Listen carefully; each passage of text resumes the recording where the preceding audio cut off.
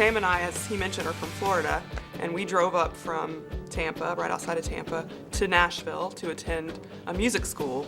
And Chad is from this tiny place in Louisiana called Hicks, and we like to make fun of him about that. That year, for the first time, all three of us were brand new to the school, had never done anything like this before, really had never been away from home by ourselves before, and just met each other at the school. And Sam and I actually heard Chad sing at the world-famous Ryman Auditorium. Well, the name, No Other Name, comes from Acts 4:12, which says, there's no other name under heaven given among men by which we must be saved. That is the name of Jesus, and that is the only thing worth singing about. When we were talking about names and kind of bantering names around, that's one of the ones that just kept coming to the top, and it just seemed to fit our mission, what we're about, just pointing people to Christ. Our influences, at least for what we do now, are just, for me, primarily it's just my family. We always grew up, like I said, singing, and my aunt especially, there's one aunt, my grandmother's sister, who led the music at our church and was just, had an encyclopedia of wonderful songs of the faith. Actually, the first cassette that I ever had was the Imperials. That was such an influence on me, that music. Anything with tight harmony or anything like that is Yeah. Something we all, I think, grew up doing and love doing. So that's kind of our biggest influence.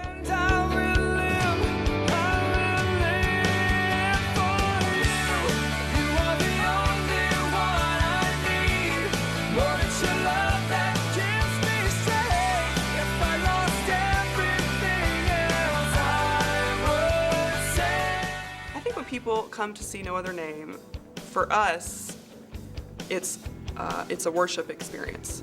When we select songs or when we write songs that we are going to perform on a regular basis, they have to really do something to us individually, right. Emotionally and theologically and everything. And so that way when we sing them, we're worshiping and we're leading the audience in worship.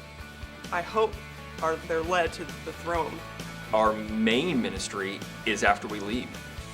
When people have a CD or whatever and they listen to a song over and over again and it begins to minister to them, maybe they didn't hear the words first time, maybe they were just listening to the music or this and that, or maybe they had an experience in their life after they saw us and the song meant something to them.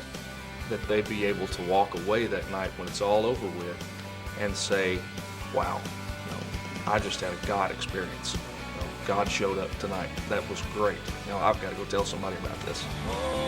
It should be our goal as Christians to lead unbelievers to the cross, because the cross defines, what it is to be a Christian. If it weren't for the cross, nothing else would matter, and so it's our duty and responsibility, and should be our goal and mission in life to lead others to the cross.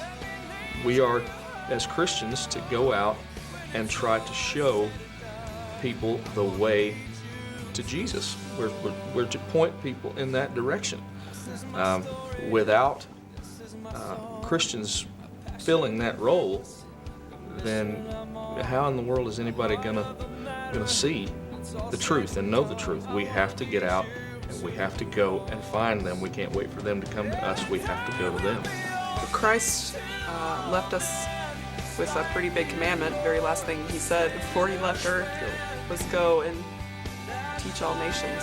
And so, to me, lead you to the cross is kind of just a paraphrase of that. I'll be your candle, stepping stone, a holy compass to guide you home. There's no higher call, whatever the cost. I want to lead you to the cross. The cross represents what we should have gotten, what we should have received. There is absolutely nothing more important in our lives that we can lead someone to other than the cross. I want to lead you to the cross.